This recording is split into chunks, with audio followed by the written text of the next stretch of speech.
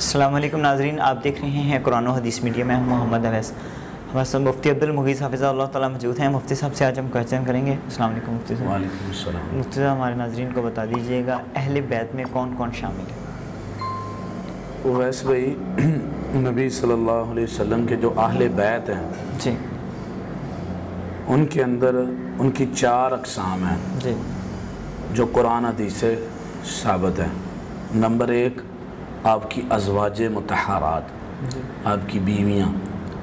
Number 2، آپ کی ذریت، آپ کی اولاد، فاطمہ رضی اللہ تعالی عنہا، آپ کی بیٹی جو ہیں ان کی اولاد۔ اور نمبر 2، بنو ہاشم اور بنو المطلب۔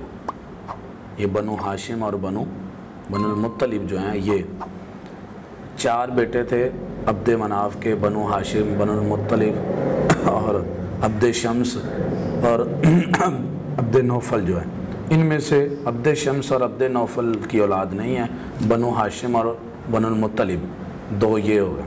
اور چوتھے یہ جو ہیں ان کے غلام، ان کے آزاد کردہ جو غلام ہیں، جو اس وقت غلاموں کا بھی سلسلہ تھا، یہ 4 کیٹیگریز ہیں اہل بیت کی جو قرآن حدیث کے دلائل میں موجود ہیں۔ نبی صلی اللہ علیہ وسلم کی زوجہ، آپ کی جو ہے نا وہ بیویاں، وہ اہل بیت کے اندر شامل ہیں۔ قرآن پاک کے اندر سے 2-3 ریفرنس جو ہے وہ ناظرین کو میں بیان کرتا ہوں، وہ دیکھیں اور ان کو پڑھیں۔ سورہ الاحزاب کے اندر اللہ تعالیٰ نے آیت نمبر 32، 33 اور 34 وہاں پر ذکر کیا ہے نبی صلی اللہ علیہ وسلم کی بیویوں کا۔ تو 33 نمبر آیت میں کہا لِيُذْهِبَ عَنْكُمُ الرِّجْسَ أَهْلَ الْبَيْتِ، کہ نبی صلی اللہ علیہ وسلم کے اہل بیت کے بارے میں کہا کہ اللہ تم سے گندگی کو دور کرنا چاہتے ہیں۔ اس آیت میں، اس سے پچھلی آیت میں اور اس سے اگلی آیت میں، دونوں میں نبی صلی اللہ علیہ وسلم کی ازواج مطہرات کا ذکر ہے، اور ضمیریں بھی جمع مؤنث غائب کی ہیں جو بیویوں کی طرف لوٹ رہی ہیں۔ تو سورہ الاحزاب آیت نمبر 32، آیت نمبر 33 اور آیت نمبر 34۔ دوسرا مقام اہل بیت میں بیویاں شامل ہیں، یہ سورہ الہود کی آیت نمبر 72 اور آیت نمبر 73، اس کو دیکھ سکتے ہیں کہ اہل بیت میں بیوی بھی شامل ہے۔ اور اسی طرح تیسرا مقام جو ہے نا ایک سورہ الحجر کا آیت نمبر 59 اور آیت نمبر 60 کے اندر موجود ہے۔ یہ قرآن پاک کے 3 مقام ہیں جو یہ بتاتے ہیں کہ اہل بیت میں بیویاں شامل ہیں۔ اور سورہ احزاب کا جو مقام ہے 32، 33 اور 34 وہ بتاتا ہے کہ نبی صلی اللہ علیہ وسلم کے اہل بیت میں ایک جو ہیں وہ آپ کی ازواج مطہرات ہیں۔ دوسری چیز، رسول اللہ صلی اللہ علیہ وسلم کے اہل بیت کے اندر جو ہے وہ صحیح مسلم شریف میں روایت ہے 2404 نمبر پہ، آپ کی ذریت، رسول اللہ صلی اللہ علیہ وسلم نے فاطمہ رضی اللہ تعالیٰ عنہ کو اور آپ کے بیٹے حسن و حسین کو اور علی رضی اللہ تعالیٰ عنہ کو تو اپنی چادر کے اندر کیا اور کہا اللہم ہؤلاء اہلی۔ یہ کیوں ایسے کیا؟ اور وہاں پہ ام سلمہ رضی اللہ تعالیٰ عنہ نے کہا کہ میں بھی شامل ہوں، تو آپ نے کہا انتی علی خیر، تم تو پہلے ہی خیر کے اوپر ہو، کیونکہ مرد کی جو اولاد ہوتی ہے وہ جب آپ شادی کرتے ہیں اپنی بیٹی کی تو وہاں پر جو بچے ہوں گے وہ خاوند کے خاندان سے کہلائیں گے، اور ان کا آئی ڈی کارڈ اور ان کا خاندان وہاں سے بنتا ہے۔ یہ انڈرسٹوڈ بات ہے، اسلام سے پہلے بھی اور اسلام کے بعد بھی یہ نظام ہے، جی، ٹھیک ہے۔ آپ جو ماں کی ذات ہے وہ بچوں کے جو ہے نا وہ ایڈنٹی پہ نہیں لکھی جاتی، باپ کی ذات لکھی جاتی ہے، لیکن یہ رسول اللہ صلی اللہ علیہ وسلم کا خاصہ تھا۔ اللہ تعالیٰ نے آپ کو عطا کیا کہ آپ کی بیٹی کی اولاد بھی آپ کی اہل بیت تھی۔ تو دوسری چیز یہ ہے، تو یہ بڑی یہ بھی اہم چیز ہے۔ یہاں پر لوگ اختلاف کرتے ہیں کہ اللہ کے نبی صلی اللہ علیہ وسلم نے دعا کر کے جن کو اہل بیت میں شامل کیا، اللہم ہؤلاء اہلی، اب ان کی وجہ سے اصل اہل بیت کو وہ نکال دیتے ہیں کہ بیویاں اہل بیت میں نہیں ہیں جو قرآن میں شامل ہے۔ تو یہ رافضیوں کی بدعت ہے، اور یہ رافضیوں کا قرآن کے اوپر حملہ ہے، اور یہ معنوی انکار ہے رافضیوں کا قرآن کا۔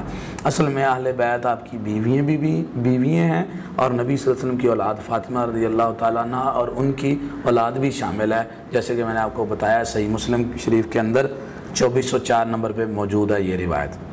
تیسری چیز ہے کہ بنو ہاشم اور بنو مطلب، یہ 2 خاندان جو تھے یہ بھی اہل بیت میں شامل ہیں، اور ان کی دلیل صحیح بخاری شریف کے اندر 4229 نمبر پہ، آپ صحیح بخاری اٹھائیں 4229 نمبر پر عبد مناف کے جو بچے تھے، عبد شمس، عبد نوفل، بنو ہاشم، بنو المطلب، ان میں سے بنو ہاشم اور بنو المطلب یہ جب کفار سے بائیکاٹ ہوا تو شیب بنی طالب میں بھی اکٹھے تھے، تو نبی صلی اللہ علیہ وسلم نے فرمایا یہ دونوں ایک چیز ہیں، جاہلیت میں بھی اور اسلام میں بھی، تو یہ بھی اہل بیت میں شامل ہیں۔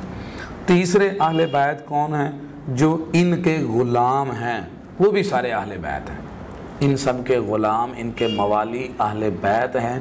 اس کی دلیل سنن ترمذی کے اندر 657 نمبر پر موجود ہے، سنن ترمذی 657۔ ابو رافع نبی صلی اللہ علیہ وسلم کے آزاد کردہ غلام تھے، کسی نے کہا وہ ساتھ ہمارے چلو تو زکوٰۃ اکٹھی کرتے ہیں، تمہیں بھی حصہ ملے گا، انہوں نے کہا میں تو نبی صلی اللہ علیہ وسلم سے پوچھ کر جاؤں گا، تو نبی صلی اللہ علیہ وسلم نے فرمایا نہیں، ہمارے لیے صدقہ حلال نہیں، اور جو کسی کا غلام ہوتا ہے وہ اس کے خاندان میں ہی شمار ہوتا ہے، تو تم بھی ہمارے اہل بیت میں ہی شمار ہوگے، تمہارے اوپر بھی صدقہ جائز نہیں ہے، ہمارے لیے صدقہ حلال نہیں ہے۔ تو یہ 4 اہل بیت کی قسمیں قرآن حدیث سے ثابت ہیں۔ نبی صلی اللہ علیہ وسلم کے اہل بیت، آپ کی بیوییں، آپ کی ذریت، آپ کی اولاد فاطمہ رضی اللہ تعالیٰ عنہا کی اولاد، بنو ہاشم، بنو المطلب، اور ان کے غلام، یہ 4 ہیں اہل بیت جو قرآن حدیث سے ثابت ہیں۔ اور دوسری بات یہ ہے خاندانی طور پہ، نسبی طور پہ اہل بیت، روحانی طور پہ ہر وہ بندہ نبی صلی اللہ علیہ وسلم کا اہل بیت ہے جو نبی پر ایمان لایا، کل کو نبی صلی اللہ علیہ وسلم کے، کیونکہ وہ اسلام میں داخل ہو گیا، ہر مومن اہل بیت میں شامل ہے، روحانی اعتبار سے اور معنوی اعتبار سے، اور حقیقت میں جو نسب کے اعتبار سے ہیں وہ میں نے آپ کو 4 ذکر کر دیے ہیں، یہ اہل بیت ہے۔ بہت بہت شکریہ جی۔ ناظرین، اللہ تعالیٰ ہمیں سمجھنے کی توفیق عطا فرمائے۔ اگلے پروگرام میں پھر حاضر ہوں گے، تب تک کے لیے ہمیں اجازت دیجیے، اللہ حافظ۔ دعوت قرآن و سنت اپنی یہ پہچان ہے۔